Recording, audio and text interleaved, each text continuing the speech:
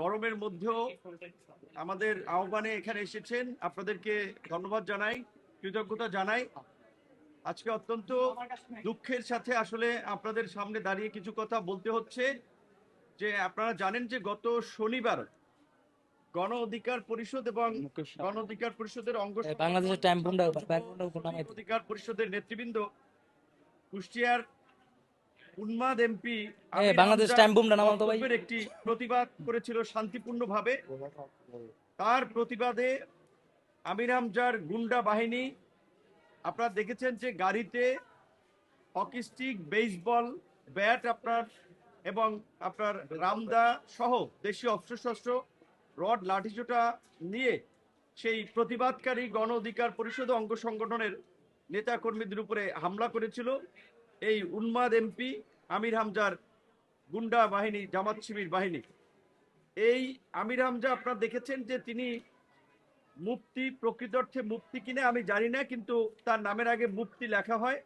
তো এই ধরনের লোক একজন আলেম হিসেবে মোটামুটি পরিচিত, ওয়াজ টওয়াজ করে, আমরা দেখি ওয়াজের মাঠে বক্তৃতা দেয়, কিন্তু তার ওয়াজে দিন, হেদায়েত কিংবা ইসলাম ধর্মের চেয়ে নারীদের দেহ কিংবা তার নারী সংসদ সদস্য ফিগার বর্ণনা করা, আপনারা শুনেছেন ওই বলিউড অভিনেত্রী রাশ্মিকা মান্দানার সৌন্দর্য বর্ণনা করেন, কিংবা নারী সংসদ সদস্য, আমাদের সম্মানিত সংসদ সদস্য রুমিন ফারহানা এবং আমাদের মাননীয় প্রতিমন্ত্রী ফারজানা শারমিন পুতুলকে সহ নারী সংসদ সদস্যদেরকে নিয়ে যে কুরুচিপূর্ণ মন্তব্য করেছে, সেটা এখানে বলার অবকাশ রাখে না।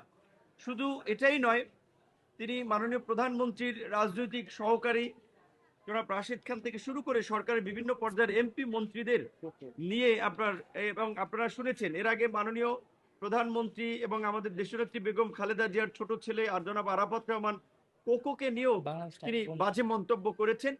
এটা অত্যন্ত একটি জঘন্য কাজ।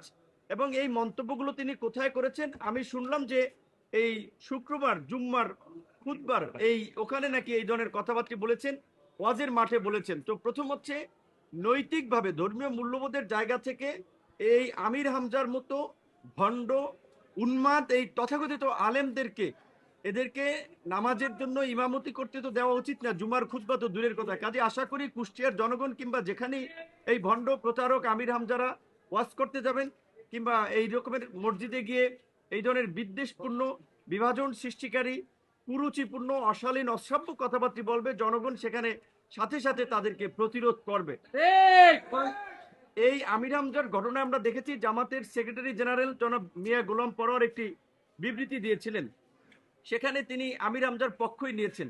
তো তার মানে এটা বোঝা গেছে যে এই আমির হামজার উন্মাদনা কিংবা তার এই যে বিকৃত রুচির পরিচয়, বিকৃত মানসিকতার কর্মকাণ্ড, এগুলোকে জামাত সাপোর্ট করছে।